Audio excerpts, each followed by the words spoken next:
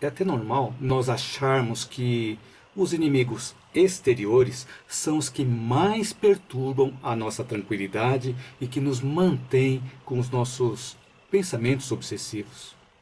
Eu realmente pensava que os inimigos exteriores eram os que mais me tiravam a tranquilidade. Mas essa forma de pensar estava equivocada. E agora eu estou compartilhando o que eu venho aprendendo com você e também o que eu tenho a aprender. Lembrando sempre que a pessoa que precisa ouvir mais o que eu vou falar sou eu mesmo. Por isso que nenhum dos temas das minhas lives e dos meus vídeos ocorrem por acaso. São aprendizados que eu venho tendo ao longo da minha vida, ao longo da minha jornada de vida.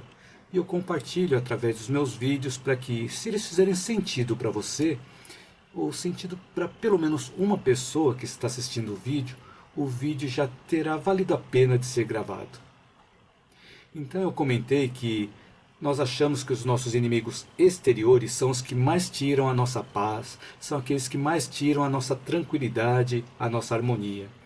Só que esse pensamento está equivocado, porque se nós olharmos para dentro de nós, nós vamos encontrar os adversários mais difíceis de lidar, porque nós não conseguimos nos afastar deles com facilidade, uma vez que eles fazem parte de nós mesmos.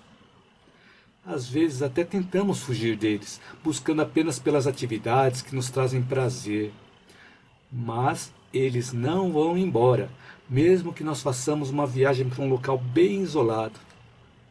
E naqueles momentos em que nós sentimos solidão, nós ficamos a sós conosco mesmos, pode ser que nós os encontremos com eles e soframos com isso também. Nós sofremos com a solidão por justamente não conseguirmos conviver com eles, com os nossos adversários interiores.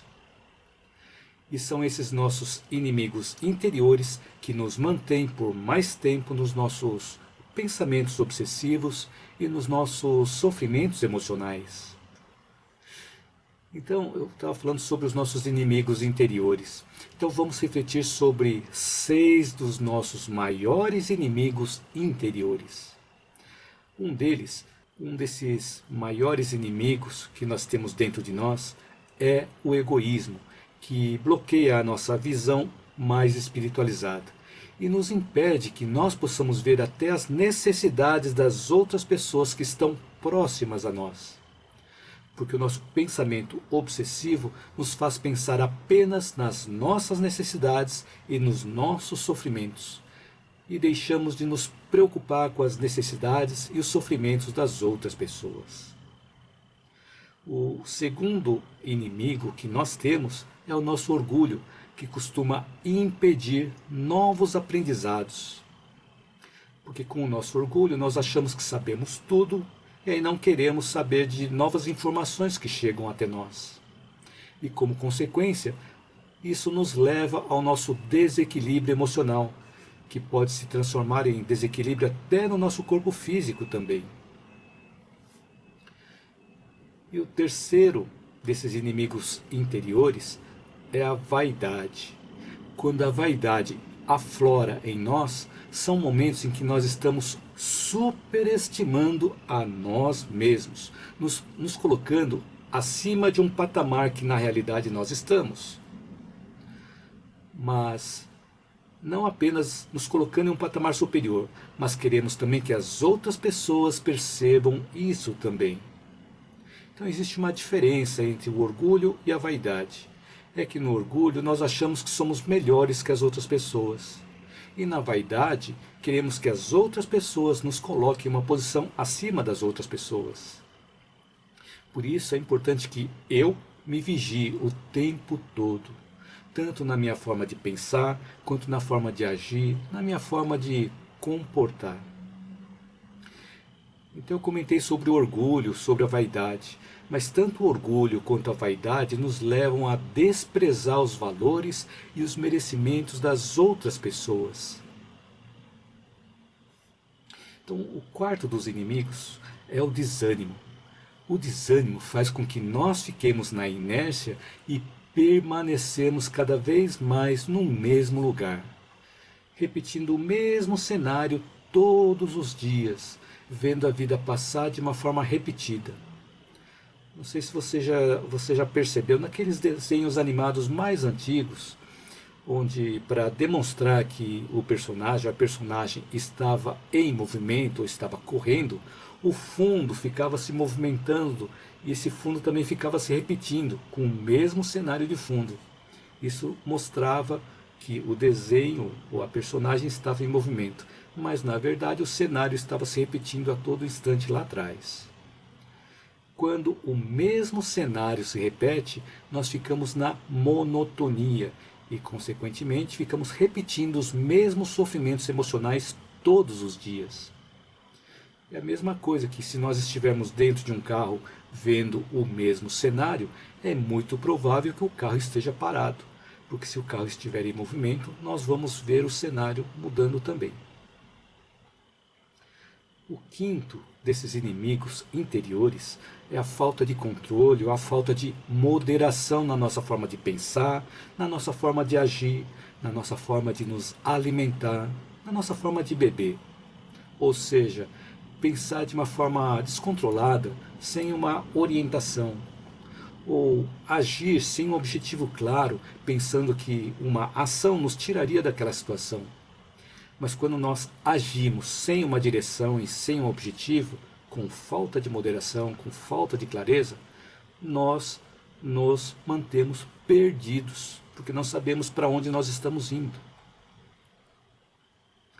Nos alimentar ou beber de forma exagerada, como se nós quiséssemos engolir os nossos problemas, também é uma falta de controle, uma falta de moderação.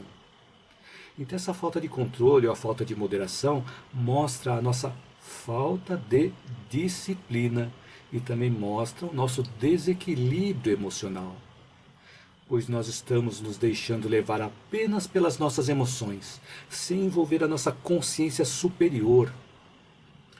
E quando apenas as emoções controlam as nossas ações, podemos ter resultados não muito agradáveis. E o sexto desses inimigos interiores é quando nós temos, por exemplo, medo de sofrer.